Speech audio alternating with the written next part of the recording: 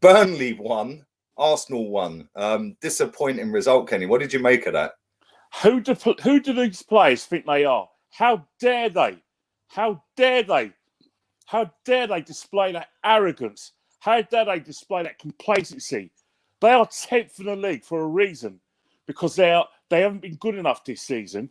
Not one of them has been consistent, and they had the audacity to play like that, think the game is won after the shit that they put us through this season, after the crap we've seen. They contrived to have a situation where we're in complete control of the game. Burnley have got no lead in their pencil. They've got no energy in their legs. And then we have a situation where we're relying on VAR to win a game that we should have been out of bloody sight, Lee. That's a disgrace. That's an absolute disgrace. Complete control, playing well. Odegaard's finding ways. Aubameyang is roasting me and Tarkowski. They're hanging on their fingertips. We're defending well as a team. We're pressing.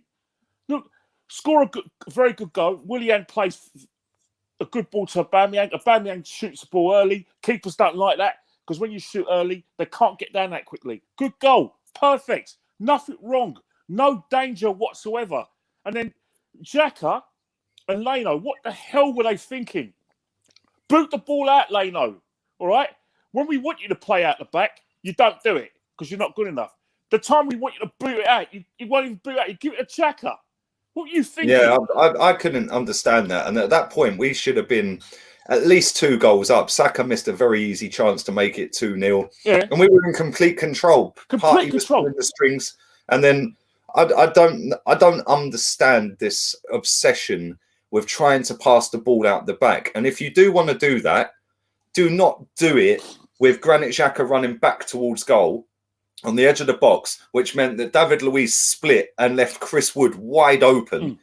And why did Granit Xhaka take a touch on that? Either pass it back to Leno so he can kick it, or just hook it straight to David Luiz. I don't get that. And then from that moment on, it was all Burnley. Let's be real here. I know we had a little flurry of chances at the end, but it was just baffling. And that, for me, gave Burnley the impetus, and they thought, well, Arsenal are nothing here. But I mean, what did you make of that? Because like at that point, we were controlling the game, like you said. Why do you think it was arrogance? I know you said right at the very beginning of this, it was arrogance. Do you think it was arrogance? 100% arrogance. It can't be anything else. Burnley were there for the taking. They're there for the taking. They played Leicester. We all know that Burnley, they run out of steam. They're not a 90-minute team because of the way they play in terms of trying to stop players and playing, because they know they spend a lot of time without the ball. It was a time where you take your chances, but you keep on being at it. You don't take your foot to the pedal. Leicester, they had a very good first half against Leicester. Leicester got the equaliser, and then Burnley went into sort of how we say in football terms, arse protection mode, because they know they haven't got the physicality to stay in the game. Everyone knows this in football, but for us to play like this, like, oh, it's so easy. Xhaka, what are you playing? How can Xhaka not see Wood out the corner of his eye? What was he thinking of? Does he seriously think that he was going to get that ball to Chambers? Is he mad? What is he thinking? Kick it out. Burnley didn't need to get back in this game. All they were looking for was an idiot to allow them back in the game. And Xhaka basically put his hand up and said, yeah, I'm that idiot. I'm going to help you get back in the game. This is Premiership football. Doesn't matter what. This ain't the bloody Championship or like a pre-season game. No matter how badly Burnley are doing in the league, they still have the nerves to accept the chances that have been given to them. And this is the thing. They're one of the lowest scoring teams in the Premier League. They scored 19 goals before today. And to leave Chris Wood, number one, wide open in that scenario, I think stupid. Because if there is a mistake, and we've seen many, many mistakes from Granit Xhaka, not just Granit Xhaka, but Socrates against Watford in the 2-2 game under Unai Emery, passing around the back, one mistake. And the thing is, Leno should know a little bit better than this because he can see the whole picture in front of him. Yeah, and he can see, I think Leno expected that ball back to him, and he didn't expect Granit Xhaka to take a touch and try and ping it over to Luiz or to Chambers. But Let's with the penalties. If you're still there, there you Sorry are. You're about back that. It's Batty. Sorry, as we no. saying before, With the penalty decision, the first one, the handball one. Did you think that was a penalty? yes, not because I thought it was, because I always believed that handball, if it hits your hand, it's a penalty. Yeah. And so I said penalty. Then I remembered what happened at Stamford Bridge when they had the same situation with Hudson and Doyle. Yeah, Mason, and I thought Greenwood. And I thought, okay, no problem. I accept that. But the situation is, people want to talk about VAR. They're going to want to talk about Eric Peters. They're going to want to talk about the foul Lacazette.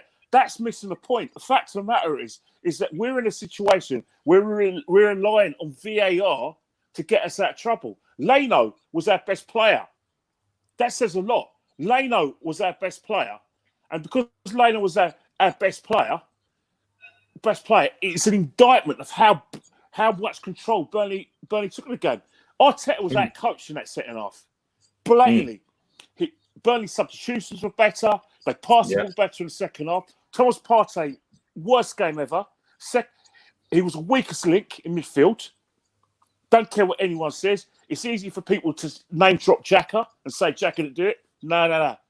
Not with me, mate. I'm not an idiot, right? I know Thomas Partey has come with a big reputation. The first 25 minutes when we were on top, I thought Partey played really well. Yeah, second half. But then soon as we came out in that second half, it was just like, I don't know what he said to him at half time, but it was just like all of the energy had been sapped.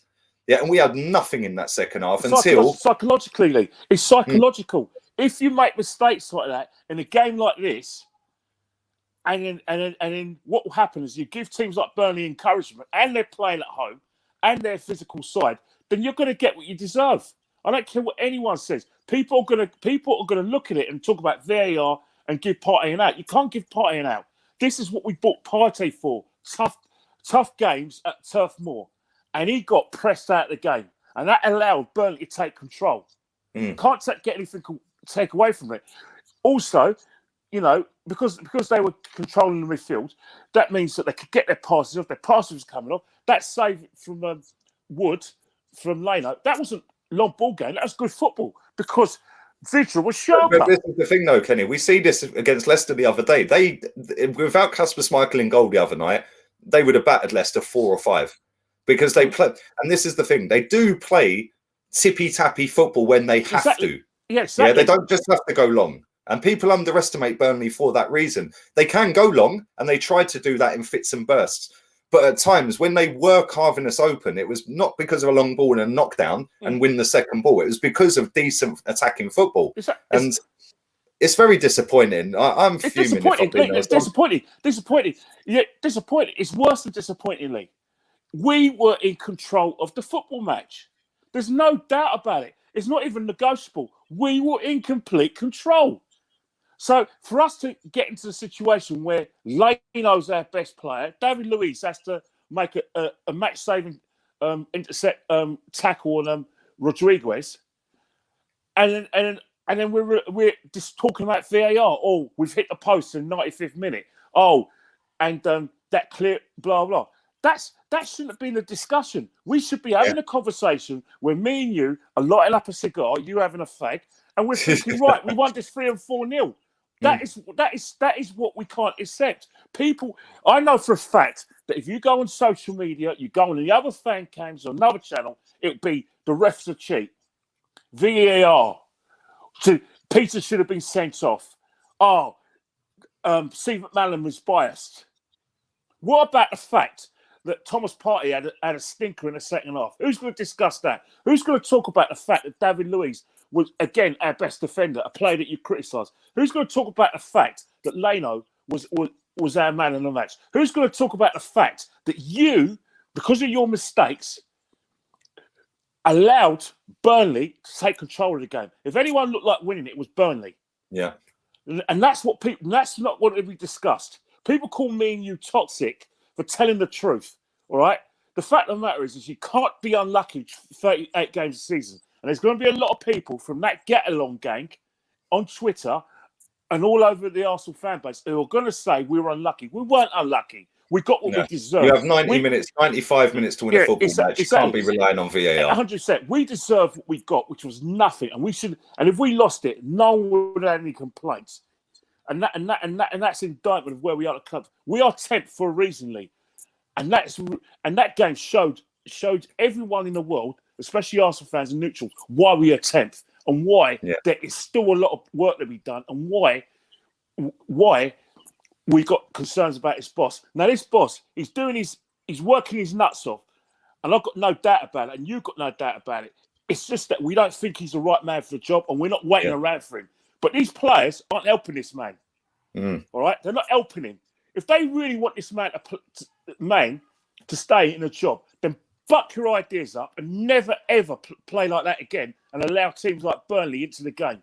They could have done the double over us. The first time since 1973 that they beat us at the Emirates, and they haven't beaten us at Turf Moor for longer than that. So take a good look in the mirror of these players and make sure you don't fuck up on Thursday against Olympiacos, because it will not be acceptable, because your season will be over and your futures are on the line. That goes for everyone in the footballing side. They should hang their heads in shame.